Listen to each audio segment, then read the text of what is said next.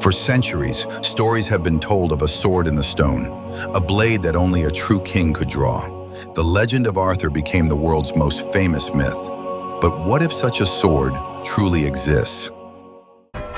It's not in Britain, not in Camelot, but in a quiet corner of Italy, inside an old chapel where time itself feels frozen. The tale begins not with a saint, but with a knight. A man who once lived by the sword, ruthless, feared, and consumed by war. One night he claimed to see a vision, a sign that urged him to abandon violence and surrender to peace. To prove his vow, he drove his weapon into solid rock. It should have shattered, it should have broken. Instead, the stone swallowed the blade whole. That night was said to be Galgano Guidotti, and his sword still rests in the stone, preserved for nearly 900 years inside the chapel of San Galgano. No one has ever pulled it free. No one has explained how steel could pierce solid stone. To the faithful, it was a miracle.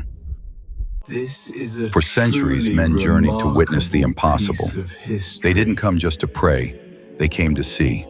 To stand in the presence of a warrior's ultimate act of surrender, a sight that left even the most hardened knights in silent, contemplative awe. Others saw only illusion. They whispered it was a medieval trick, the blade forced into a natural crack, a story crafted to inspire devotion. But when scientists studied the metal, they confirmed it dated back to the 12th century, the exact time the knight lived.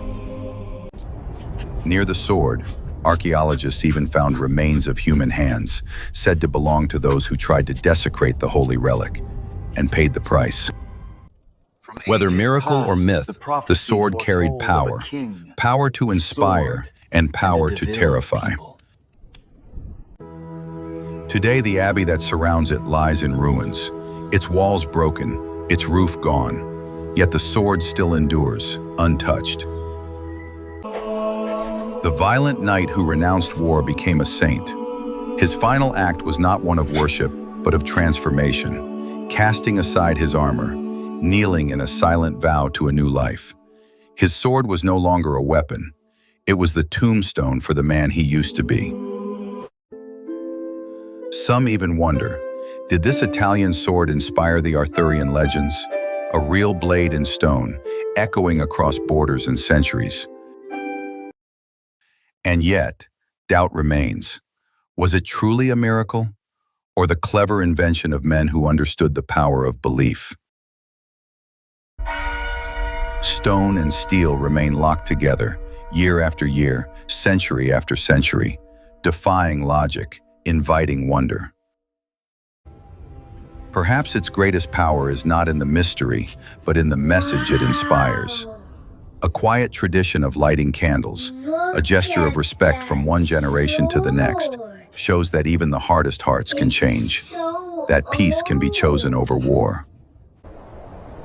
Unlike myths of Arthur, this sword is real. You can see it, you can stand before it, you can feel the weight of history in its presence. It is one of the rare places where myth and history blur, where you are forced to ask, what is legend and what is truth? Do you believe the sword entered stone through a miracle, a profound act of faith? Or do you think it's just a story, a clever trick preserved by time? The evidence is there for all to see, from the reverent witness to the skeptical scholar. The sword in the stone still exists, and its mystery remains unsolved. What do you believe? Leave your thoughts in the comments, and follow for more stories where history and legend collide.